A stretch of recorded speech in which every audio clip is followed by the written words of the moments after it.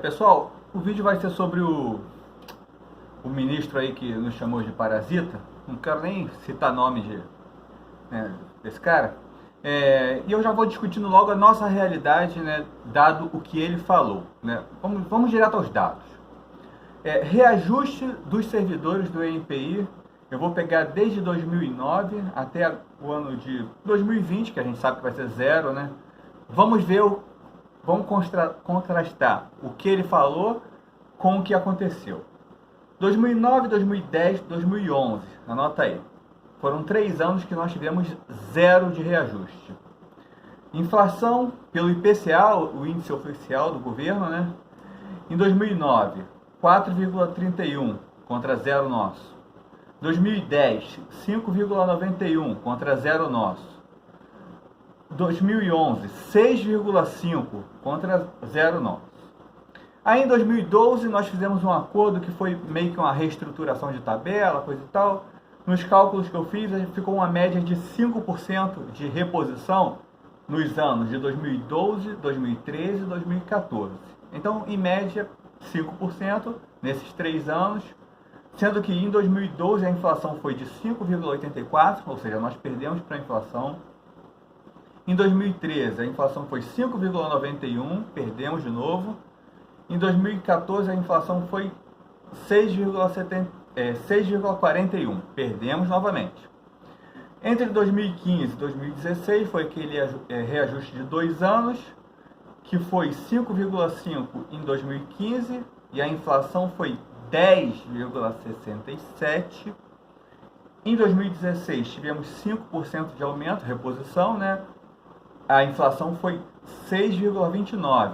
Eu estou botando a reposição 2016, que foi pago a partir de janeiro, né, 1º de janeiro, sempre do ano seguinte, né?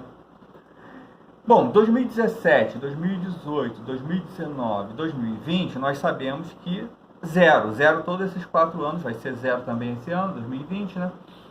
Sendo que em 2017 a inflação foi 2,95, 2018 3,75 e 2019, né, consolidou os dados agora, 4,31. Ou seja, em 12 anos, pegando o período de 12 anos, nós ficamos congelados em 7 desses 12 anos, 7 anos. E em 5 anos em que tivemos alguma reposição, nós sempre perdemos para a inflação. E o cara vai dizer lá, né, que nós tivemos 50% de ganhos acima da inflação. Em 12 anos nós só estamos perdendo. Provavelmente nós perdemos 50%. Isso sim, eu não fiz aqui a conta global, mas nós perdemos muito para a inflação. E o cara vai dizer isso lá, além de nos chamar de parasita. E depois, não foi isso que eu quis dizer, me expressei muito mal, me desculpa, né? Cara, é um negócio que, assim, a gente tem que refletir sobre isso, que a coisa é muito mais séria do que parece, né? Na verdade, é um método de comunicação que ele tem. É um método em que ele utiliza, né, essa tática de falar meias palavras, falar pela metade, sempre deixar um caminho para ele escapar, depois recuar, dizer que não foi bem isso, né?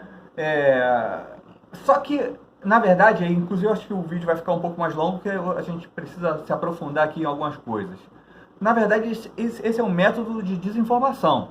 O recado que ele quis passar está passado. As pessoas estão acreditando que a gente vem tendo aumento a 50% acima da inflação. Né? As pessoas estão acreditando nisso. Né?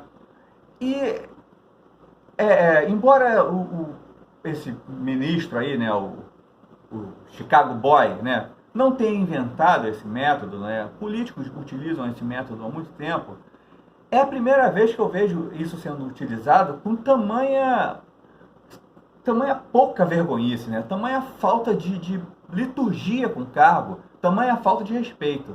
Desde a primeira entrevista que eu vi esse cara dando para um jornal, quando as pessoas começaram a anunciar, né, aquele pessoal que se diz liberal, começou a falar, não, eu vou votar 17 porque não é no presidente, eu voto no Chicago Boy, o cara é muito bom.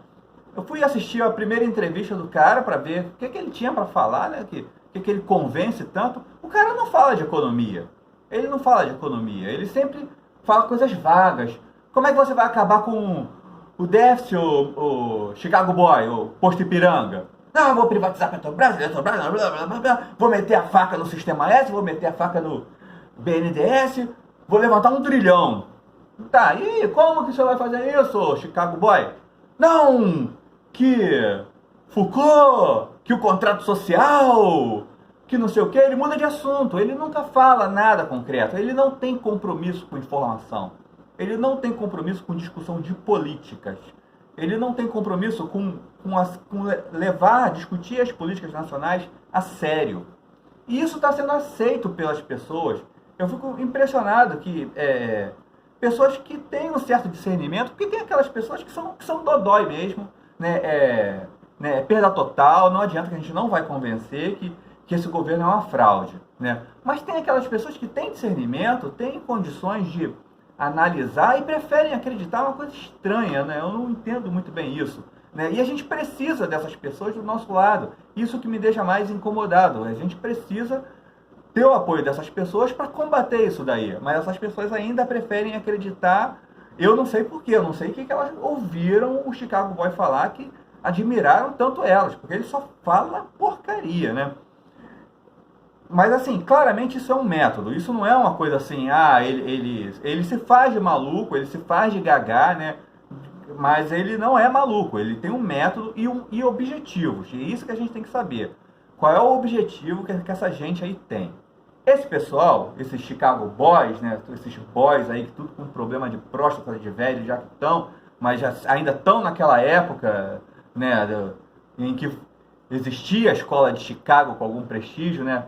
Aquela escola que chegou ao poder com a Margaret Thatcher, com o Ronald Reagan, aqui, enfim, fazer aqueles discursos que hoje não fazem o menor sentido. Numa época que o juro nos Estados Unidos era 20%, hoje em dia os juros dos Estados Unidos são quase negativos, não faz sentido aquelas coisas. Que não existia uma China super competitiva, que não existia os países como a Alemanha fazendo juros negativos. É uma outra época, eles ficaram naquela época, né? E muitas pessoas acreditam que faz sentido, embora ele não fale nada com nada. Mas essa galera, o que a gente tem que ter bem claro qual é o propósito deles e o que movimenta eles. O que movimenta eles é que eles são contra a Constituição de 1988, isso que a gente tem que ter bem claro. E eles são contra os pilares da Constituição, principalmente duas coisas.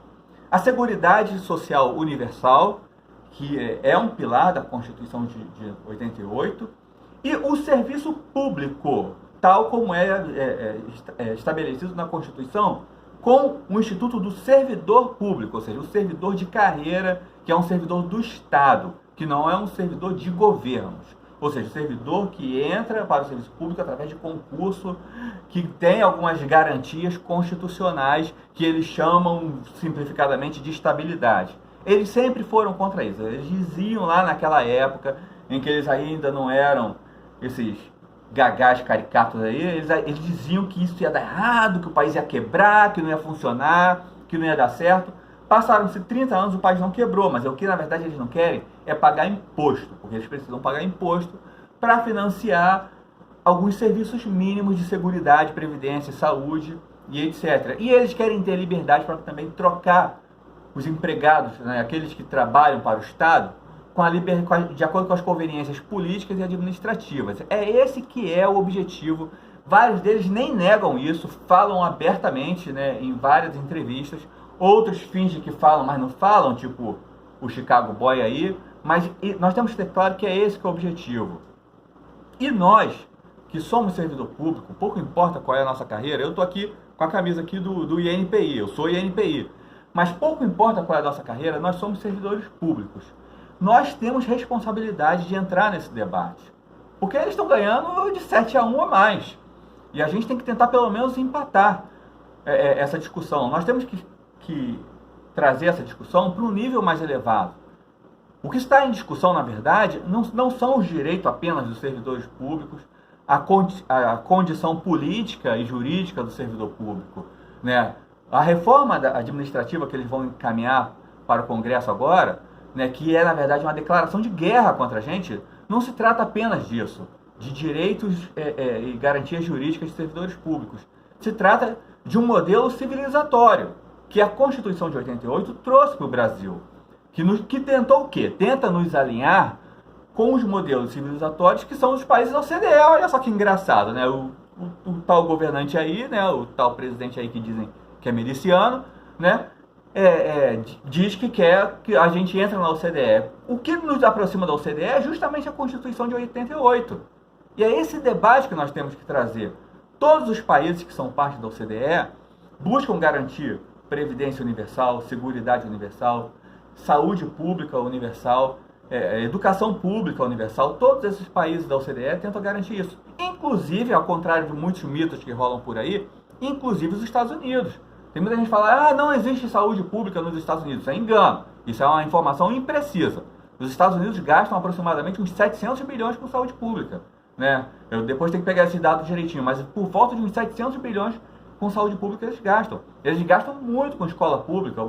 Né? Eu lembro há pouco tempo atrás que algumas pessoas elogiavam os textos daqueles adolescentes nas manifestações contra a liberdade lá de armamento nos Estados Unidos. Que texto bem escrito e tal. Aqueles alunos lá que escreveram aqueles textos muito bons são alunos de escolas públicas americanas.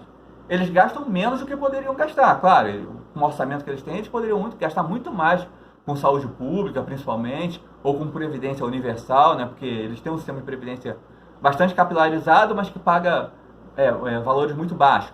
Com a renda que eles têm, eles poderiam gastar mais. Tudo bem, isso é uma discussão. Mas dizer que eles não têm está errado. O modelo civilizatório que esses caras aí, esses Chicago Boys, velhos pra caramba, que não morrem nunca, o que eles defendem é um modelo que, na verdade, é semelhante ao que acontece na África subsaariana, no Congo, na Nigéria. São esses países que não gastam com saúde pública, são esses países que não gastam com educação pública. E uma das razões é porque, na verdade, eles não têm dinheiro também, não é nem uma questão de escolha. Além de outros problemas de corrupção, problemas institucionais sérios deles. Mas esses caras querem levar a gente para esse modelo sob um discurso de que eles querem trazer uma economia liberal, uma economia competitiva. Isso é mentira. Eles querem acabar com tudo de civilizatório que a Constituição de 88 trouxe. E nós temos que entrar nesse debate. Nós temos que disputar essa narrativa. Nós temos que, de alguma forma, fazer a opinião pública entender que esse não é o caminho, que todo mundo vai perder. Como fazer isso? Bom, aí vem a parte que é realmente difícil, né? Eu não tenho uma ideia geral, mas eu acho que cada um de nós servidores públicos, que, de um modo geral, está acima da média, pelo menos do ponto de vista intelectual, está acima da média, né? Essas pessoas que passam em concurso, estudam, têm responsabilidade de entrar nesse debate, todos nós. Nós temos que dar nossas opiniões, nós temos que produzir conteúdo, nós temos que divulgar as informações através das nossas mídias sociais, nós não podemos ficar inerte. Essa fala desse ministro é muito mais grave do que aparenta na superfície, e nós temos que ter sensibilidade para isso e nos mobilizar. Da minha parte, aí, assim, para finalizar o vídeo, eu me comprometo a tentar produzir conteúdo, materiais, vídeos, texto, e tentar divulgar. Mas assim, o meu objetivo mesmo é convocar as pessoas a participarem, pessoal. A gente tem que entrar nisso. Nós somos, sei lá, no serviço público federal, acho que giramos em torno de 500 mil servidores, né? Nós temos que divulgar isso aí, nós temos que entrar nesse debate, temos que chamar os servidores das esferas estaduais e municipais, porque o ataque é contra eles também. Aliás, se bobear, é mais contra eles do que contra os federais, né? Então eles têm que entrar também. É contra os serviços mais capilarizados, como saúde pública, que pega servidores municipais, educação pública, que pega servidores municipais e estaduais, né? Então nós temos que convocar as pessoas para entrar nesse debate.